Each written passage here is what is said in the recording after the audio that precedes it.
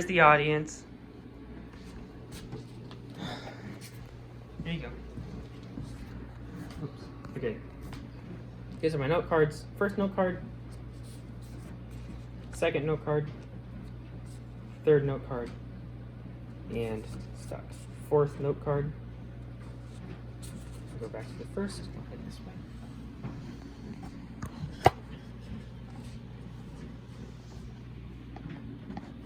Okay. Cancer research has come a long way. You probably know someone who has had cancer, or you may have had cancer yourself. I've lost both of my biological grandfathers due to cancer, and I've taken a Duke-Tip biotechnology course, which has provided me with some exceptional information regarding how cancer treatments are made, among other information. So, cancer treatment can come from the weirdest places, and allows us to discover seemingly possible solutions. I'll tell you about the production of medicine, some promising cancer medications, and why cancer is so hard to cure because it's made of us. Now, typically, when we think of medicines, we think of antibiotics. According to Berkling, Larock, and Rinneberg in their book, Biotechnology for Beginners, published in 2017, antibiotics can come from odd places, including bacteria and mold. So, ways to influence the desired traits of these are by bombarding them with radiation, other materials, or acid in an attempt to change the bases of their DNA. We can also change the environment we put them in to change the types of products we get. We also search for mutated or changed strains of those specific cells to see if they can create anything better or more efficiently.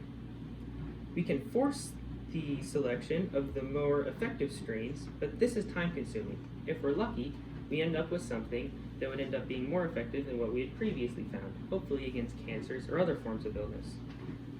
So it'd be easier to make medicines if we could just target specific cells, right? This is where modern cancer treatments come into play. A story from NYU Langone Health titled Targeted and Immune Therapies to Kill the Treatment-Resistant Cancer Cells, published February 28th of 2023, describes a flagging process used to make it easier for our immune system to target cancer cells. That's a really long article, I think. But in natural processes, proteins are displayed on the outside of our cells, and the immune system comes by and it looks at them. Now, if it's a good protein, imagine it as a white flag. If it's a bad protein, imagine it as a red flag. And these would come from things like viruses or a bacterial infection. But cancers are really difficult because if they end up making it past the other functions of our body, the flag may look white but has a single line through it that's red. So the immune system doesn't quite know what to do. So this experiment created a drug that binds to these cancerous proteins, and it makes it easier, like stitching on a big red block or a big red label onto the flag. So in some cases, cancer patients end up going to the doctor's office, and there may already be a cancer treatment specific for their cancer, but that ends up being if they're lucky. So cancer treatments are being further developed as we speak, but what makes them so hard to develop in the first place? Well, cancers are difficult targets because they are our own cells, but they're mutated or they're changed. This means that our immune system may have a difficult time recognizing if they're actually bad because they look nearly identical to our cells, and lots of times the changes are minute enough that they don't notice.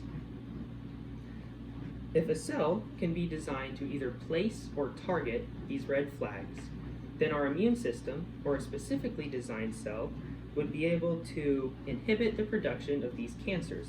Now, this seems like a really safe solution because it wouldn't be able to attack anything else. But right now it's not very feasible because we don't have a very reliable way to produce these types of medications or specific cells.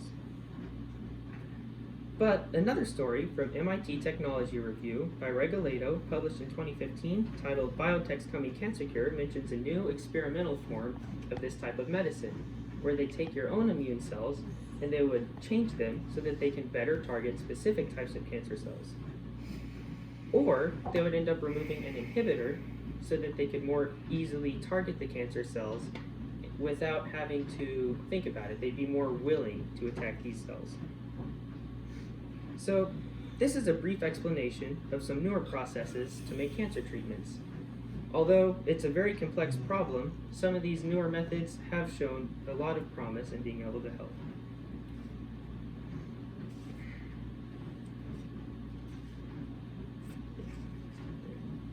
So, cancer treatments can come from weird places, but we've had some groundbreaking technology and some advancements that seemed otherwise impossible. I've told you about how some medicines are produced, some up-and-coming cancer treatments that are very promising, and why it's so hard to cure.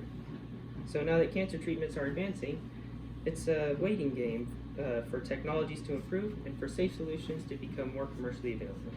Thank you.